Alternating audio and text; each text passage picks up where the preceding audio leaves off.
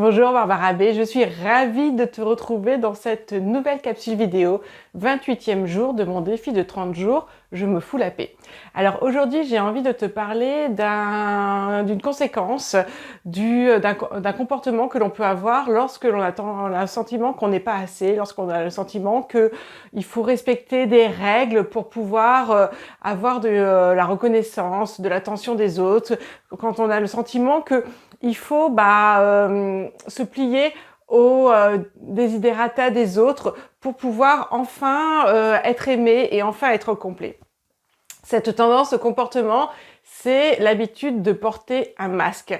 Moi, je sais que pendant des années, j'ai porté différents masques. J'ai porté le masque de la gentille petite fille, de la très très bonne élève qui ramène toujours des bonnes notes, de la personne parfaite qui réussit à faire au piano, qui réussit à l'athlétisme, qui réussit dans tout ce qu'elle fait. J'ai porté différents masques. J'ai suivi une voie royale par rapport à mes bonnes notes pour avoir un métier qui allait me rapporter beaucoup d'argent, un métier qui était en cohérence avec ce qu'on attend de mon élève. Donc voilà, je suis devenue ingénieure, mais tout au long de cette partie-là, j'ai porté plein de masques. Après, j'ai porté le masque de la femme pour qui tout va toujours bien alors qu'elle était brisée à l'intérieur, parce que je comprenais pas pourquoi j'étais en souffrance, je comprenais pas pourquoi je ressentais toute cette violence à l'intérieur de moi, toute cette souffrance à l'intérieur de moi, alors que j'avais tout pour être heureuse. Donc du coup, je portais le masque de la personne pour qui tout va bien. Bref, j'ai porté plein de masques divers et variés pour correspondre à ce que je pensais qu'on attendait de moi.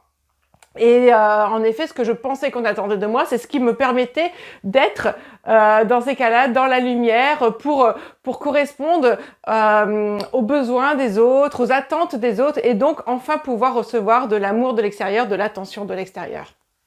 Il faut comprendre que quand on porte un masque, non seulement on se ment à soi-même parce qu'on n'est pas on n'est pas authentique, on vibre pas ce qui est essentiel pour nous, mais également donc on ment aux autres pour essayer de correspondre à leurs attentes. Et donc du coup, cette dissonance, cette incohérence nous amène à encore plus de peur, encore plus de honte, encore plus d'insécurité, parce qu'on a peur d'être découvert. Bah oui, puisqu'on porte un masque, puisqu'on n'est pas cette personne-là qu'on attend d'être, mais qu'on fait tout pour faire semblant d'être cette personne-là, et on a peur d'être découvert, on a peur qu'on se rende compte qu'on porte un masque, qu'on n'est pas cette personne-là. Donc du coup, on est encore plus dans la violence, encore plus dans la lutte contre nous-mêmes. Non seulement on lutte contre nous-mêmes en se contorsionnant à rentrer dans des cases qui ne sont pas les nôtres, mais en plus, avec cette incohérence, on rajoute de l'insécurité, de peur d'être découvert. Moi, c'est quelque chose qui m'a habité longtemps, jusqu'au jour où j'ai décidé de laisser tomber les masques, jusqu'au jour où j'ai décidé de me permettre d'être moi, quoi qu'il arrive. Ça veut dire que dans ces cas-là, je choisis la posture qui est la mienne. J'ai décidé d'arrêter mon métier dans une grande banque française. J'ai décidé de m'occuper de ma famille parce que c'était des valeurs qui étaient essentielles pour moi. Et pourtant, à l'extérieur de moi, on me comprenait pas. On me disait mais pourquoi tu perds toute cette sécurité financière? Pourquoi tu perds tout ce travail qui était là pour toi? Toute cette importance que tu avais dans le monde du travail pour juste devenir une femme au foyer.